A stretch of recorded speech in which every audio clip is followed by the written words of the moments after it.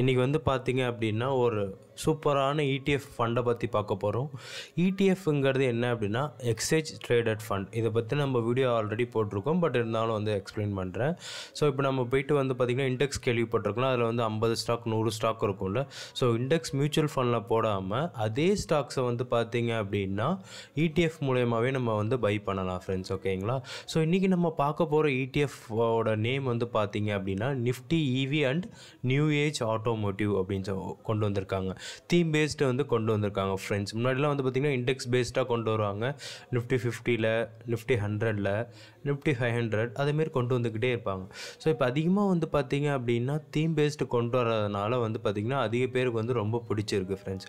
So இப்போ இந்த particular ETFல என்ன பண்ணுறாங்க அப்படின்னு பார்த்திங்க அப்படின்னா automotive index aims to track the performance of company which from a part of the EV ecosystem. கேட்டிங்களா?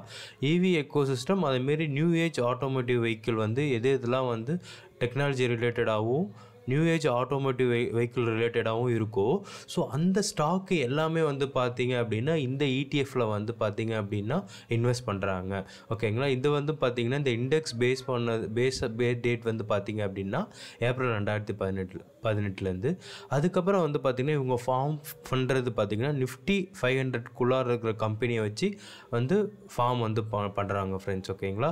அப்புறம் இவங்களோட ஓவரால் வெயிட்டேஜ் வந்து பார்த்திங்க அப்படின்னா manufacturing 2W3 wheeler vehicle, 4 wheeler, PV, CV, electric.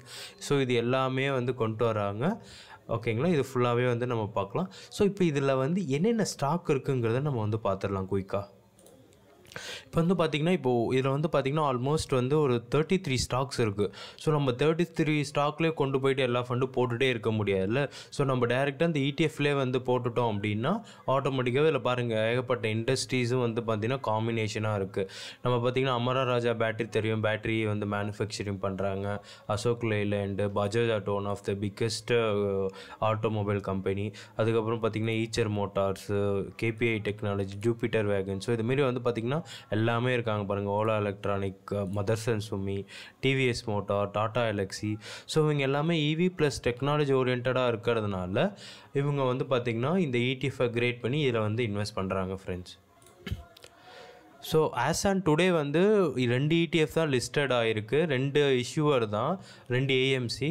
Grow mutual ஃபண்டும் அது ஒன்று, அதுக்கப்புறம் மிரே அசெட் மியூச்சுவல் ஃபண்ட். இவங்க 2 பேர் தான் வந்து இஷ்யூ பண்ணுறாங்க இந்த ETFக்கு. அதாவது Nifty EV and new age ஆட்டோமேட்டிவ்னு வந்து பண்ணுறாங்க. ஸோ இதில் மிரே அசெட் வந்து பார்க்கலாம்.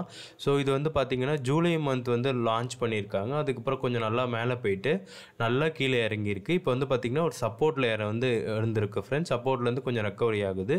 ஸோ இது ஏன் இவ்வளோ பெரிய டவுன் ஆச்சு அப்படின்னா எல்லாத்துக்குமே தெரியும் ஆட்டோ செக்டர் வந்து கொஞ்சம் வந்து ஸ்லோ டவுன் ஆகிடுச்சு அப்படின்னு சொல்லிட்டு. அதனால் இப்போ வந்து பார்த்திங்கன்னா அழகாக சப்போர்ட் டவுனில் வந்து நிற்கிறாங்க. நீங்கள் லாங் டேர்முக்கு வந்து ஆட்டோ ஸ்டாக்ஸில் வந்து இன்வெஸ்ட் பண்ணணும். மாருதி சுசுகி, டாடா மோட்டார்ஸ்லாம் வந்து பார்த்திங்கன்னா நல்லா இறங்குச்சு. ஸோ அதிலலாம் இன்வெஸ்ட் பண்ணணும் அப்படின்னு நினைக்கிறீங்க அப்படின்னா நீங்கள் வந்து இந்த மிரே அசெட் அப்படிலாம் க்ரோவில் ETFல வந்து நீங்கள் வந்து இன்வெஸ்ட் பண்ணலாம் ஃப்ரெண்ட்ஸ். ஓகேங்களா? நீங்கள் போயிட்டு ஸ்டாக்லேயே போயிட்டு இன்வெஸ்ட் பண்ணணும்னு இல்லை, மியூச்சுவல் ஃபண்ட் போகணும் இல்லை. மியூச்சுவல் ஃபண்டை கம்பேர் பண்ணும்போது மியூச்சுவல் ஃபண்டுக்கும் இந்த ETFக்கு என்ன ஒரு பெரிய டிஃப்ரெண்ட் அப்படின்னு வந்து பார்த்திங்கன்னா மியூச்சுவல் ஃபண்டில் எக்ஸ்பென்ஸ் ரேஷியோ கொஞ்சம் அதிகமாகவே இருக்குது. பட் இந்த ETFல கொஞ்சம் கம்மியாக இருக்கிறதுனால அதிக பேர் வந்து பார்த்திங்க அப்படின்னா ETF வந்து ப்ரிஃபர் பண்ணுறாங்க. அதுமாரி இதோட வால்யூமும் வந்து பார்த்திங்கன்னா அதிகமாகவே இருக்குது ஃப்ரெண்ட்ஸ்.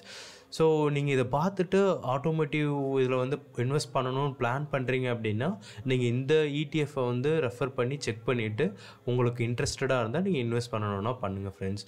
இது ரிலேட்டடாக எந்த கொரி இருந்தாலும் எனக்கு மெயில் பண்ணுங்கள், இல்லை வந்து கமெண்ட் பண்ணுங்கள் ஃப்ரெண்ட்ஸ். Thank you so much.